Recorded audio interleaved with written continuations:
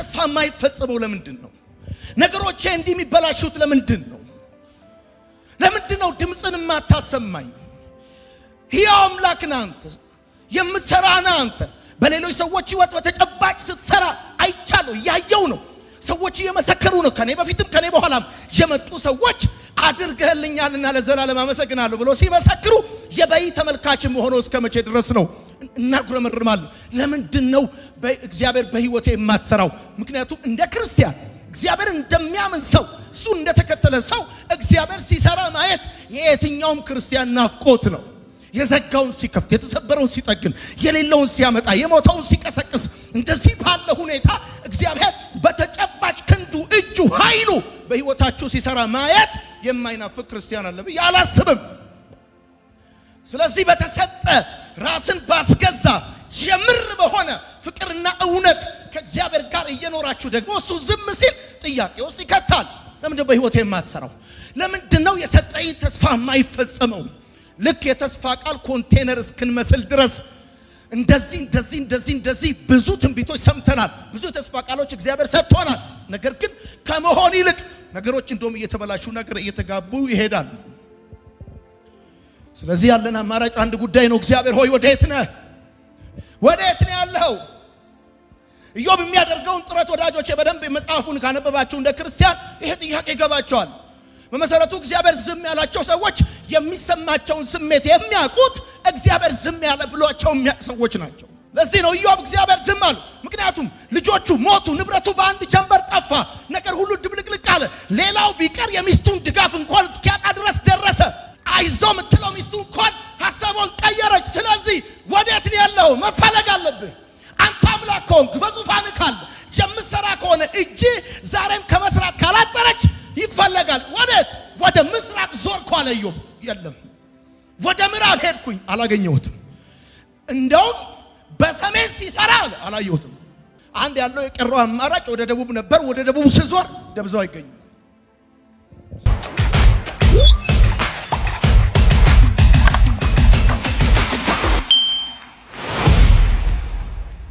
በኢዮብ መጽሐፍ ምዕራፍ 23 ቁጥር 8 የእግዚአብሔርን ቃል እናወጣለን። የእግዚአብሔርን ቃል እንደዚህ አነባለሁ። ዳሩ ግን ወደ ምስራቅ ብሄድ በዚያ የለም፣ ወደ ምዕራብም ብሄድ እርሱን አላገኘውም። በሰሜን እየሰራ ሳለ አላየውም፣ ወደ ደቡብ በሚዞርበት ጊዜ ደብዛው አይገኝም። ግን እኔ የሚሄድበትን መንገድ ያውቃል፣ ከፈተነኝም በኋላ እንደ ወርቅ እወጣለሁ። ነገር ግን አለ ቀጥሎ ሲናገር እኔ ወዴት እንደምሄድ እሱ ያውቃል፣ ከፈተነኝ በኋላ እንደ ወርቅ አለ። አሁን እየሆነ ያለው ነገር እኔ አላውቀውም። እየሄድኩበት ያለው መንገድ እኔ ግልጽ አይደለም። እንዴትም ይሁን እየሄድኩበት ያለው መንገድ ግን እሱ ያውቀዋል። እየሄድኩት ያለው በአጋጣሚ አይደለም፣ ባቦሰጥ አይደለም። ማታካቻ ናናግሮ ምርማለን እግዚአብሔር ዝም ሲለን፣ ምክንያቱም ዘምረናል፣ ተማምነንበታል፣ ያድናል ብለናል፣ አምላኬ ነው ብለናል፣ ይቅርብን ብለናል። ውርሱም ቅርሱም ይቅር ብለን የተከተልነው በሱ ምክንያት ከቤተሰብም ከጓደኞችም የተቀነሰን ብዙ ነን። ከምናቀው እርድና የማናቀው ሞኝነት ይሻላል ብለን ሁሉን እርግፍ አድርገን ቁጭ ብለናል። ታዲያ ለምንድነው በህይወታችን የማይሰራው? ጥያቄ ነው። ለምንድነው ማያናገረን? ሌላው ቢቀር ለምንድነው ድምጽ የማያሰማ? ወዳጆቼ በጣም ውስብስብ ባለ የህይወት ጉዳዮች ስትገቡ ለሰከንድ ድምጹን መስማት በቃ እግዚአብሔር ግልጥ ብሎ እንደዚህ ነው እንኳን ብሎ ቢል እንኳን መፍትሄ እንኳን ባይገኝ ድምጹን መስማት እንኳን ረፍት ነው። ደግሞ የሚገርመው ነገር ልንገራችሁ፣ ከዚህ በፊት እኮ መገኘቱ በጣም ቅርባችን እንዳልነበረ ወደሱ ስንጮህ አይደለም ለከባባድ ለሆኑት ጉዳዮቻችን አይደለም፣ በጣም ተራና ቀላል ለሆኑ ጉዳዮች እንኳን ፈጣን መልስ ነበር የሚሰጠን። እንደዛ ለቀላል የህይወታችን ጉዳይ መልስ እንዳልሰጠን መገኘቱ በጣም ቅርባችን እንዳልነበረ፣ ታዲያ አሁን ሰማይ ዝም ምድር ዝም ሁሉ ብረት ናስ ሲሆን እግዚአብሔር ዝም ሲል እንኳን አይደለም እግዚአብሔር የሰውም ዝምታ ያስፈራል። ከዚህ የተነሳ አንድ ጥያቄ እንጠይቃለን። የምንጠይቀው ጥያቄ መሰላችሁ? ልክ ነው። ምናልባት እንደ ማንኛውም ሰው ኃጢአት እንሰራለን። አዎ ምናልባት ሳይሆን እንደ ማንኛውም ሰው ኃጢአት እንሰራለን። ታዲያ በእግዚአብሔር ፊት ወድቀን ንስሐ እንገባለን። ታዲያ የቱ ጋር ነው የሳትኩት? እነዛ ቤታቸውና አፋቸው በምስጋና የሞላላቸው ሰዎች ቤታቸው የእልልታ ድንኳን የሆነላቸው ሰዎች እግዚአብሔር ሲሰራ ሰብሮ ሲያወጣቸው እግዚአብሔር አምላክ ቀብቶ ሲያስነሳቸው እግዚአብሔር ጥያቄያቸውን ሲመልስ ቋጠሯቸውን ሲፈታ ጉድለታቸውን ሲሞላ የማያቸው ሰዎች በረጅምና ጥልቅ በሆነ ዝምታው ሆኜ ከኔ የሚለዩት በምንድነው ብዬ እንዳልን ልክ እነሱም እንደኔ ኃጢአት ይሰራሉ። አልካድንም።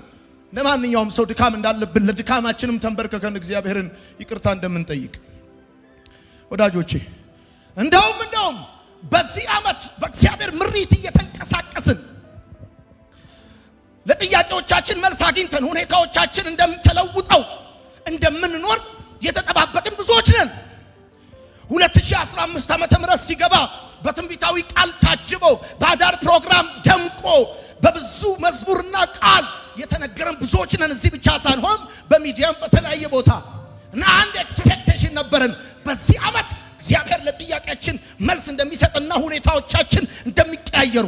ለዚህም ደግሞ ተፈላጊው ጉዳይ እኛ በእግዚአብሔር ምሪት መንቀሳቀሳችን ስለሆነ 2015 ሲመጣ እንደ ከዚህ በፊቱ በልምድ አልሄድም፣ በመሰለኝ አልሄድም፣ በደሳለኝ አልሄድም፣ ባለኝ በኩል እሄዳለሁ፣ እንዳለኝ ይገባለሁ፣ ከዛም ጥያቄን ይመልሳል፣ ሁኔታዎች ይቀየራሉ ብለን ጠብቀን የነበረን ሰዎች ብዙ ነን። ይሄው አሁን 8ኛው ወር ገብቶ 9ኛው ወር ሊመጣ ነው። ሁሉ ነገር ዝም ብሏል። በህይወታችን በውጪ በውስጥ ለውጥ የለም። እግዚአብሔር ዝም ብሏል። እግዚአብሔር ጸጥ ብሏል። አጠገባችን ይመጣና አጠገባችን ላሉ ሰዎች እኛ ሰፈር አድራሻችን ድረስ መጥቶ ቀጥሎ ላለው ቁጥር ነግሮ ይሄዳል። 0911 ከሆነ ቁጥራችን ለ0912 መልእክት ነግሮት ይሄዳል። እና ብዙም አይደለም ደግሞ የቁጥራችን ርቀት አላየንም እንዳለ በደንብ ያየናል። አልሰማንም እንዳለ እኛም በግል በሌላም በኩል ማሳሰቢያ ልከናል። ማርታና ማርያም ለጌታ አልዓዛር እንደታመመ ማሳሰቢያ ማስታወቂያ እንደላኩለት ልክ እንደዛ ማለት ነው ወዳጆች። ስለዚህ በዝምታ ውስጥ በምንሆንበት ጊዜ ዶንት ፎርጌት ይሄንን ትምህርት ይሄ ለህይወታችሁ ስጦታ እንዲሆንልኝ የሆነ ቀን ይሄ ትምህርት ማስታወሻ ሆነው እንድትጽናኑበትና እንድትጠቀሙበት ነው የምነግራችሁ። ምናልባት ወደፊት ሁሉም እንደነበር ላይ ቀጥል ይችላል። ብትጣሉኝ እንኳን ከዚህ ትምህርት ጋር እንዳትጣሉ እና በዝምታ ውስጥ ስንሆን እግዚአብሔር በፍጹም የራቀን ነው የሚመስለን ወዳጆቼ። እሱ ብቻ አይደለም መንፈሳዊነት ሁሉ አይሰማን። አማይ ክርስቲያን መንፈሳዊነት ሁሉ አይሰማን። እግዚአብሔር ዝም በሚልበት ጊዜ ከቀድሞ ደረጃችን እንኳን የወረድን ይመስለናል። እግዚአብሔር የማይወደን ይመስለናል። ችላ ያለን ይመስለናል። የሆነ ጥፋት አጥፍተን ይመስለናል። ደግሞ ለዛ ጥፋት እየቀጣንም ይመስለናል። ችላ ያለን ለኛ ቦታ የሌለው ለኛ ፍቅር የሌለው ሌሎቹ በጠቅላላ ልጆች እኛ ደግሞ የእንጀራ ልጆች ይሆንን ይመስለናል። ስለዚህ የተለያዩ ሐሳቦች በአይምሮአችን ስናወጣ ስናወርድ ያለ እንቅልፍ እናድራለን። ወዳጆቼ እኔ እንቅልፍ እምቢ የሚለኝ እግዚአብሔር ዝም ሲለኝ ብቻ። በህይወቴ መጀመሪያዎቹ አመታቶች ውስጥ የእግዚአብሔርን ዝምታ በስፋቱም በጥልቀቱም በደንብ አውቀዋለሁ። አይን ያለው የሚያይ፣ ጆሮ ያለው የሚሰማ፣ አፍ ያለው የሚናገር፣ እጅ ያለው የሚሰራ አምላክ። ታዲያ እናንተ ጋር ሲደርስ ከማዳን እጁ የሚያጥረው ከመናገር አንደበቱ ዝም የሚለው ለምንድን ነው? እና እግዚአብሔር ዝም ሲለን ታውቃላችሁ፣ ነግራችኋለሁ ቅድምም ጎረቤት ሁሉ ነው የሚረሳችሁ። አይቷችሁ እንዴ አላየውም እኮ ይላል። እግዚአብሔር ዝም ያለውን ሰው በፈለከው ሚዲያ ብታስተዋውቀው የፈለገ በር ብትመታ በከባድ ሁኔታ ውስጥ ነው የሚያልፈው እና እየቀጣን ሁሉ ይመስለናል። ወዳጆቼ ታዲያ ደስ የሚለው ነገር ምን መሰላችሁ? እነዚህ ሁሉ የእኛ ስሜቶች እንጂ እውነታዎች አይደሉም። ችላ ያለን የማይወደን ወይም ደግሞ እየቀጣን ወይ መንፈሳዊነት የማይሰማን እንደዚህ አይነት ስሜት ሲሰማን እነዚህ ሁሉ የእኛ ስሜቶች እንጂ የእግዚአብሔር እውነታዎች አይደሉም። ስለማይወደን አይደለም ዝም የሚለው። ችላ ስለሚለን አይደለም ዝም የሚለው አይደለም። ታዲያ ለምንድን ነው ታውቃላችሁ? ዝምታው እኛን እንደገና ለመስራት የሚወስድበት ጊዜ ነው። እግዚአብሔር ዝም ሲል እኛን እንደገና ለመስራት የሚወስድበት ጊዜ ነው። ወደ ቀደመው ህይወታችን፣ ወደ ቀደመው ፍቅራችን፣ ወደ ቀደመው ማንነታችን አንዱን አስጥሎ ሌላውን አስይዞ አላስፈላጊ ህገወጥ ግንባታዎችን አፍርሶ ልክ እንደ ልጅነታችን ጊዜ ወዛችንንም መልካችንንም ሊመልስ ሲፈልግ እግዚአብሔር ዝም ይላል። ዝምታው ምንድነው እያላችሁ ያላችሁ ሰዎች ችላ ብሏችሁ ወይም ስለማይወዳችሁ የመሰላችሁ አይደለም። እግዚአብሔር ዝም ሲል ዝምታው እኛን እንደገና ለመስራት የሚወስድበት ጊዜ። እንደገና የሚባል አሰራር አለ። የአንበሳውን ደቦል የገነጠለው የከተማውን በር የገነጠለው በአንድ አህያ መንጋጋ ሺዎችን ክምር በክምር ያደረገው 300 ቀበሮ ይዘው እሳት ላያቸው ላይ ለክሶ የፍልስጤምን እርሻ ያቃጠለው ሳምሶን አይኑን አውጥተው መሳለቂያ ሲያደርጉት እንደገና እግዚአብሔር አምላክ ሊሰራው ሲፈልግ በረጅም የዝምታ ጊዜ ውስጥ አስገባው። ዝምታው እግዚአብሔር እኛን እንደገና ለመስራት የሚወስድበት ጊዜ ነው። እንደገና እየሰራው ነው። እንደገና የኃይላችንን ቦታ እየነካካው ነው። እንደገና ጸጉራችን ሊያቆጠቁጥ ነው። እንደገና የወደቁ ነገሮቻችንን ልናነሳ ነው።